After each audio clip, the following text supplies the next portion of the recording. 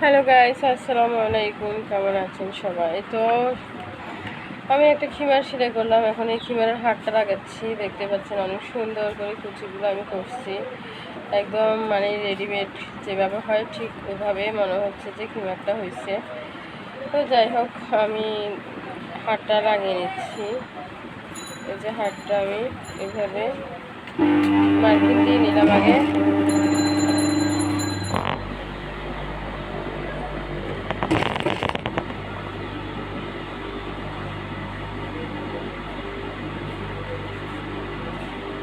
কারণ একটা মানে কাটমার্ক না দিলে আসলে চিহ্নটা থাকে না, কিভাবে লাগাবো বোঝা যায় না, কম বেশ হয়ে যায়। তো সেজন্য একটা কাটমার্ক দেওয়া উচিত। কাটমার্ক দিলে জিনিসটা ভালো হয়, সুবিধা হয়। তা আমার মতো সবাই এভাবে বুঝে চিন্তে কাজ